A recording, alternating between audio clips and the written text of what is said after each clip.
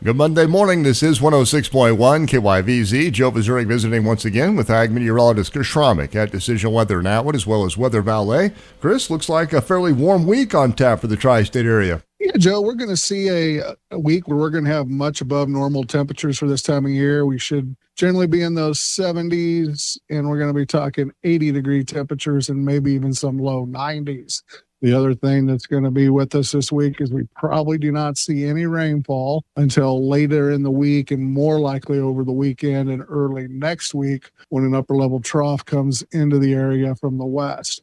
Up until then, we'll be under the influence of a ridge of high pressure that's now over the Four Corners region. It'll slowly stretch itself over the Rockies and park itself over the plains on Wednesday, Thursday, and Friday is kind of the time frame of that ridge really setting over the area. So that's going to keep dry southwesterly southerly flow coming into the area.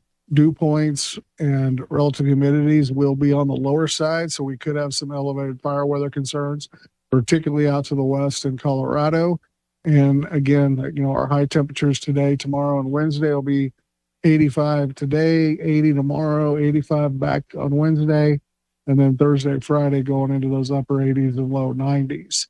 The first front that we will see looks like it will be coming with that trough maybe Friday night into early Saturday morning, and then another one late Sunday into Monday morning, and then Monday kind of looks like that may stall as a stationary front. We could have maybe a rainy early next week, but that's all got to play out, and this upper level low needs to be moving where the computer models are forecasting it.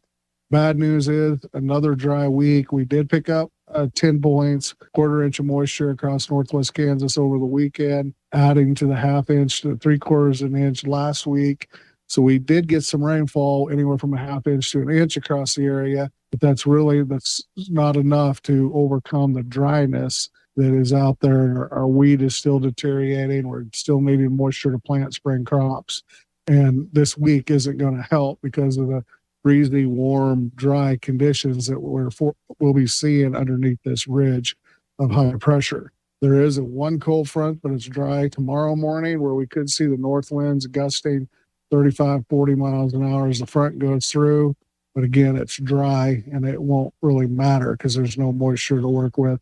Looking at the stuff over the weekend, that looks a little more organized, a little more like we could have severe weather with some Gulf moisture.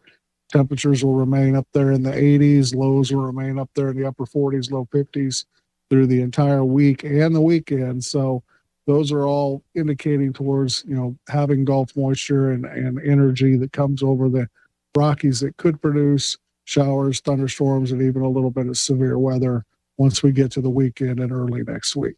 All right. Once again, that's Ag meteorologist Chris Schromick at Decision Weather Now, as well as WeatherValet for 106.1 KYVZ. I'm Joe Vazuric.